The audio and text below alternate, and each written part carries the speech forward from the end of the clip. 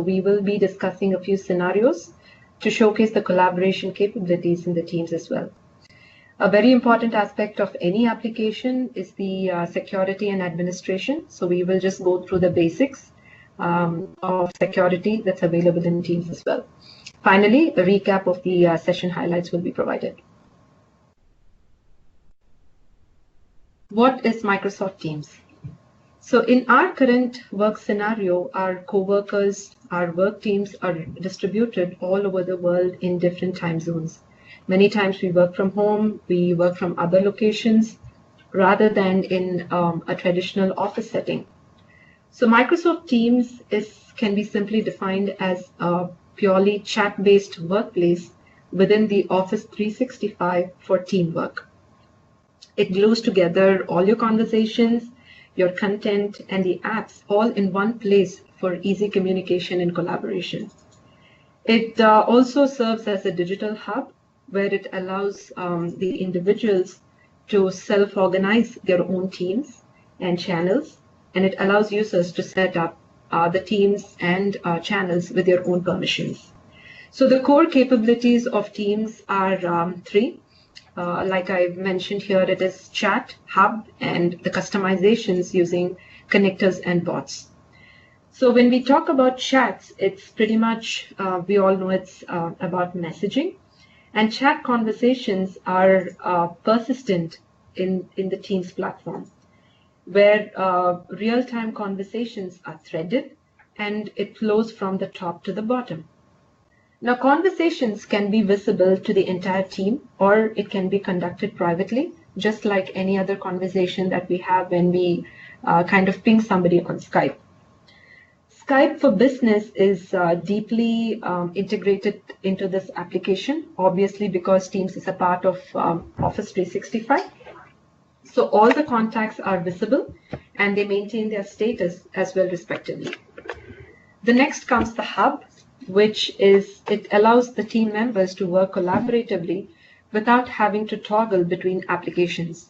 So it's pretty much like having all the tools, the software, the files, all in one place so that the user does not have to toggle between applications to look for information. The third being the team customization, where it offers customizable workspaces and integration with third-party software and tools to facilitate project management, task management, etc. So there are a lot more of customizations offered by Microsoft for people to use. So these are the capabilities and what Microsoft Teams is. Let's dive into the scenarios and demonstration. So this webinar being why Microsoft Teams, we wanted to bring out the fact that not just the definition, but how we can show scenarios of using Teams in your organization. So there are a few scenarios that I mentioned here that I'm sure you would all agree, which we do in our day-to-day work life. So we would be dealing with scenarios like how meetings can be set up in Teams. Second, about file sharing and management. Third, when a new team member is added to a team, how is it easy to use Teams? The fourth would be about guest access in Teams. And the fifth one would be about how task management can be dealt in Teams. So we will be going through a demonstration. Instead of just talking about how to do these scenarios in Teams, we will dive into the demonstration for each of these scenarios. So let me open my Teams here. So to use Teams, as I mentioned, it is a part of the Office 365 suite. So here I have logged into our demo Office 365 portal. And as you can see, the apps are available, and Teams is available to business essentials and professionals. So if you are a part of that licensing, it will be visible for you on the apps section. So here, as you see, you can see the Teams app provided here. So you just have to click onto the Teams app and it would open the interface to the Teams. Again, as I mentioned, Teams is available as a web portal or a web app, or you can also download a desktop version of the Teams app. And obviously for the mobiles, we do have the mobile app separately. So like I was talking about our scenarios, we are going to be showcasing the 5 scenarios. And here, when you see the interface of the Teams, on the left-hand corner, you can see the different building blocks of the Teams right here. So let me just show you how to create a team, a very simple team, and how to add members to a team. And then let's dive into the scenarios. So to create a team, let's just click on to the Teams tab. And there you will see the different teams that are available under your ID. So if you are a part of a team, those teams will be displayed here. The demo user is a part of a team called Webinar Teams. So it is already displayed here. Now, to create a team, you just have to click on to create a team. And let's say I'm creating a team for a potluck. So what I would do is I would provide an appropriate name for your team. So let's name it Summer Potluck. And there is an option of privacy here, which you see here. One is called the private and the other one is called the public. So under the private, it means only the person who creates the team, obviously the owner of the team, can add members. Nobody else can add it. And the other option is to go public, where anybody who knows the team's name could request to join, and they could join the team without an approval. So it's the best practice would be to go private and click on next. So here is the space where you would be adding the members to your team. So I'm going to be adding a few members to this team. I have a few of my co-workers I'm going to be adding.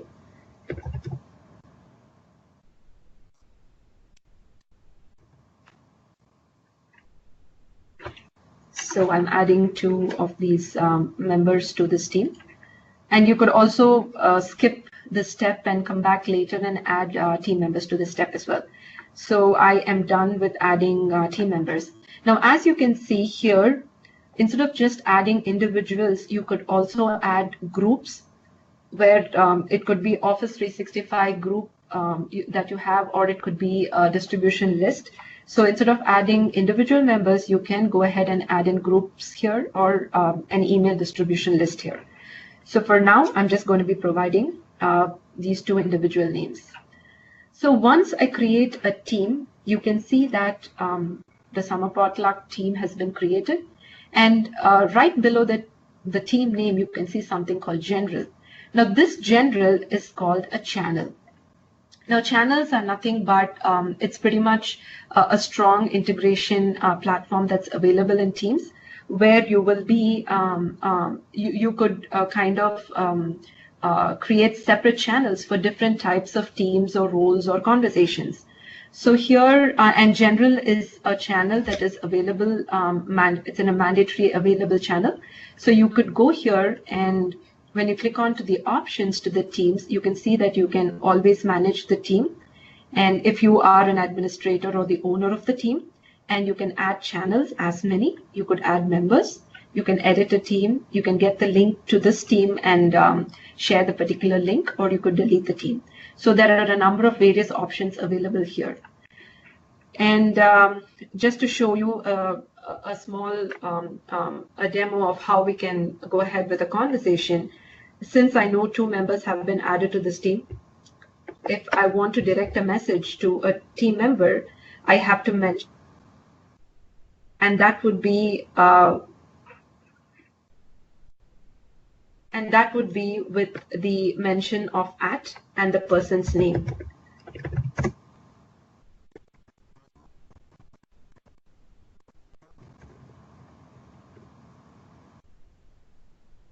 So here, this is the way I would be able to message my team members, and all the team members available in this team will be able to see this particular message that I provide in the Teams.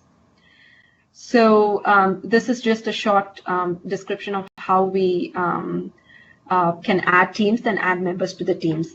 So let's dive into the scenarios one at a time. So our first scenario is meetings. So let's see how we can create meetings. So you just have to click onto the tab meetings, and here you can see that the view you see here is about the different meetings that are available for you for that particular day.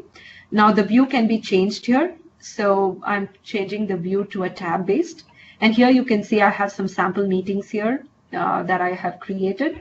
So for these are pretty much the meetings that I had created using Outlook. So that's available. It pulls out all the meetings that are available in Outlook. Now, if at all I've created a meeting using the Microsoft Teams, you can see that it specifies as Microsoft Teams meeting, which just says that you created this meeting using the Microsoft Teams. So let's try to just schedule a meeting using the Teams, which is very much similar to how you would create it using the Outlook. But there are a lot of advantages when we create it using the Teams rather than using the Outlook. So let me create a sample meeting and probably provide the time as, let's go with 2:30 to 3. And here, something special that you can see here is, like I mentioned, we have channels.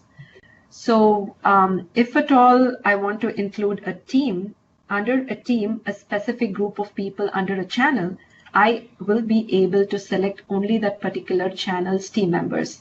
So this is possible even if there are more than 10 people. I think the maximum number of team members in a team could be 2,500 for now.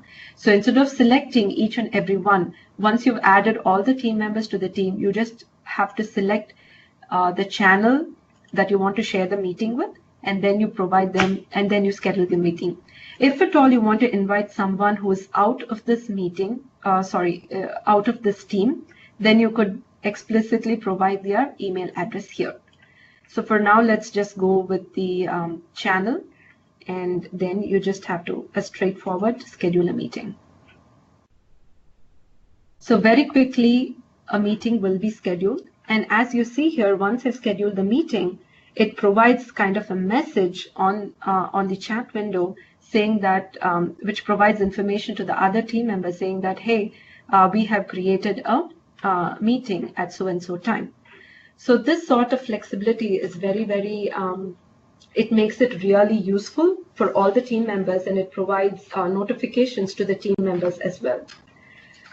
The other advantages of having or creating meetings through Teams are, one, like I mentioned, is the channel meeting, where you can create a meeting requests for different channels in a team. Or you could also go in for a private meeting, just like how you would send a request through Skype or through Outlook. And the third would be the impromptu meeting. So for an impromptu meeting, I just have to get into the chat, and I could automatically create a meeting, which could be a voice call or it could be a video call with the team member, and I could have a meeting, an impromptu meeting. So these are the different scenarios how we can create meetings. And like I mentioned, I created Microsoft Teams meeting, and this just shows join Microsoft Teams meeting, so that it is kind of like, it shows it was created using Microsoft Teams and not the Skype. Though in the background, Skype is kind of tied up to the Microsoft Teams.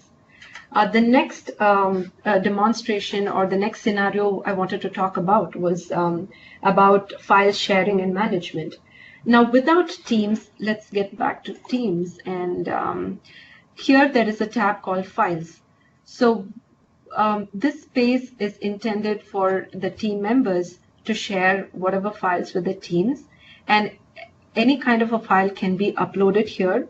And you could also bring in files from the SharePoint into this mix. So once the user is able to log in, and they can find all the files under the particular project or particular sub-project into this particular files tab. So without Teams, a typical file sharing would be, let's say, if we add a file in SharePoint, we explicitly have to send out emails to the entire team. But by uploading it here, it is kind of, everybody comes to know that it is all in one place for them to access. And there is a possibility also to kind of create separate tabs here so that you could add the files in those particular tabs as well, which is a very, very strong integration that's been done in Teams. Going forward, the next scenario would be what happens when a new team member is added to a team. How was that handled in Microsoft Teams? So when a new team member is added, traditionally, all the files we need to be shared explicitly. We set up permissions, and then the team member is not aware of how the history went by or what the past conversations were. Since, again, our chat is a persistent chat, all the history is available when you add a new member, and all the files that you have shared with the team in the past is also available to them. So there is no need to set permissions for each file that's shared, and Teams serves as a one spot to get all the files that are needed. And when it comes to permissions to access files, since Microsoft Teams has a background of SharePoint, the IT administrator or the team administrator could easily change the securities based on the users or the roles of the users added to the teams. So that covers our new team members scenario. The fourth one would be about the guest access, which has been a very, very important aspect in Teams. People have been waiting for a guest access, and there was a guest access earlier with Teams, but only if you had an Azure Active Directory account, you could be able to use Teams. But Microsoft released the guest access for any kind of an email account. That could be done now. So anyone with an Azure Active Directory account can be added as a guest, as well as anybody with a valid email ID could be added as a guest. Now, this email address should be associated as a Microsoft account. That is very important to access Teams as a guest, because the security and administration for any Office 365 user, it applies to this guest as well. So it needs to be an Microsoft account. And to add a guest, let's say I add a team member here, and let's say I'm going to add a member here who has a Yahoo ID. So when I provide a Yahoo ID as a team member, this Yahoo ID provided here must be a Microsoft account, which is not, it's just a few clicks to make it a Microsoft account. So this person, this particular email ID can be added as a guest.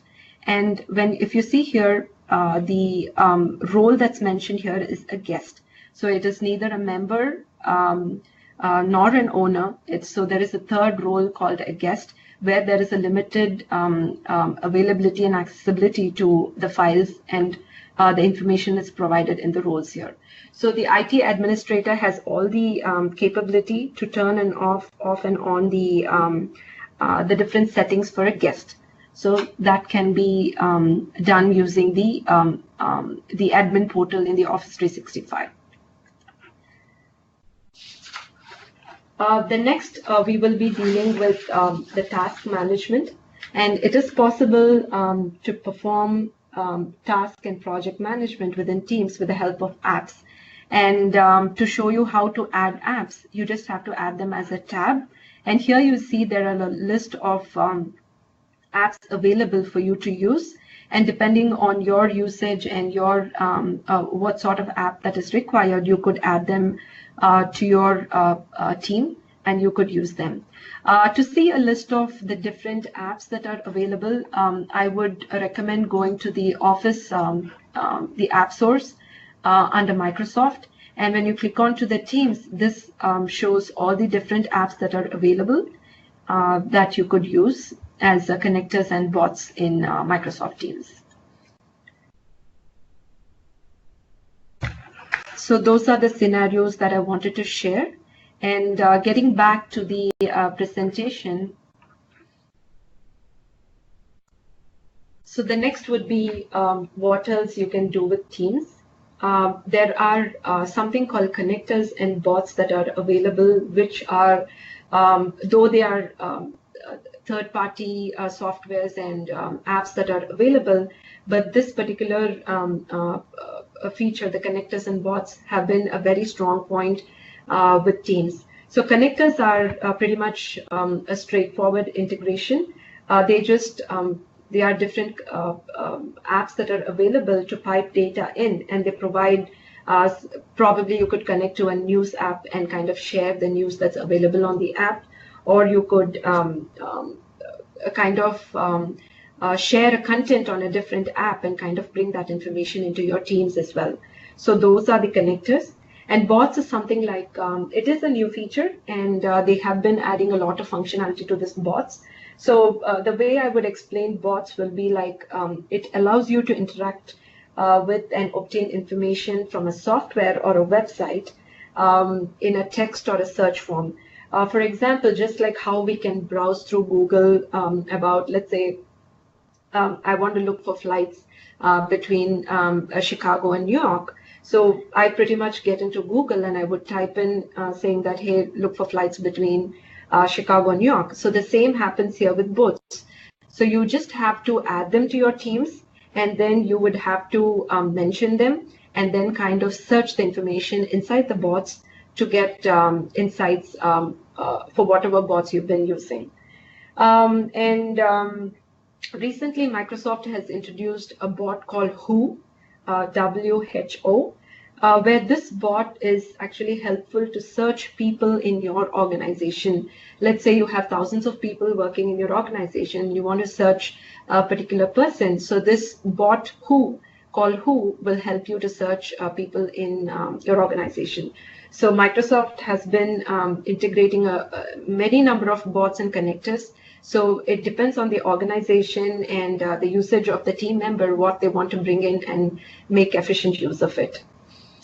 And then we have the notifications where a particular, you can, whenever there is an activity in the Teams, notifications can be set to let the user know about it. So either a banner message or email notification can be set under the settings of Teams, and you will be communication or any kind of an activity can be brought up front to the team member. We have the channels, which I had mentioned earlier.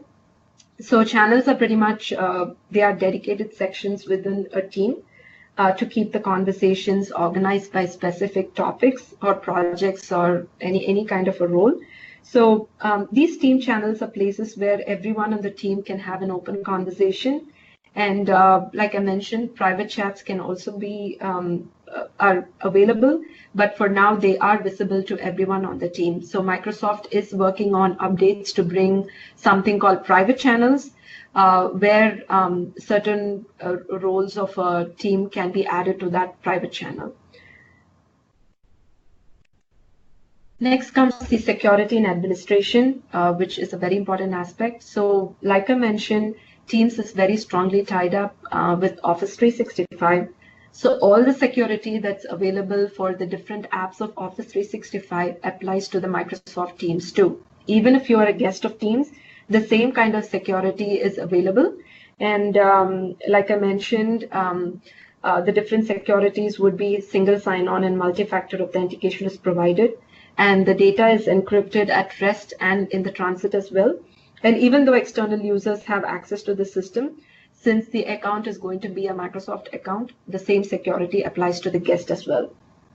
When it comes to administration, there are different roles like the owner, member, and guest, but the IT administrator of the Office 365 tenant has sole responsibility of taking care of who the team members can be and what apps to switch on and off. So they have the complete authority to do that. And as team administrators, they have the responsibility to create a team, add the members, set permissions for the files in SharePoint if at all they have to, and kind of manage those. And again, the guest access I had already mentioned. It's nowadays in our work world, we just don't deal with our co-workers. We have partners working along with us. We have contractors, vendors, suppliers, and a lot of outside people working with us. So we need a way for these guests to have access to files, but with a very strong security. So guest access is another important aspect. And again, the security is very, very tightly held since it's an Office 365 app. Here I mentioned just a few updates. Until a month back, we did not have guest access for any email account, but that is out now. And Teams is trying to bring in Skype for Business into Teams as well. And there is also a calling feature in Teams. So based on your licensing, you will be able to do audio conferencing. And the coming soon updates are, like I mentioned, private channels can be created. And there are a lot more that Microsoft are working on to bring out the updates as well. To kind of summarize on Teams, like I said, it's a new front end for modern and rich collaboration at workplace. And if users, it just lets bring in a more transparency with your coworkers and better access to good ideas and more impactful meetings. So if users ask, or if users have a dilemma whether they should be using SharePoint site or build a Microsoft team, then the correct answer would be there is no right or wrong answer. By using the application, getting used to the app, it brings out a lot of features that the team might use. So Teams is a purpose-built tool that draws conversation from both the emails and chat, and it enhances the quality of these conversations. At the end, do we have fewer emails and instant messages? Yes, definitely. It eliminates a lot of emailing between the team, sharing files and stuff like that, because under Teams, you could just add everything under one roof and it is available for the teams to access it. So hence, Teams, they have a lot more of transparency with your co-workers, and you have better access to good ideas, and you can bring out more impactful meetings that do not lose focus of its conversation and intent. So it is a good tool to bring everybody under one roof and try to use the app and make it useful for your organization. So that pretty much sums up our presentation. So any questions, please feel free, and I will try to answer it.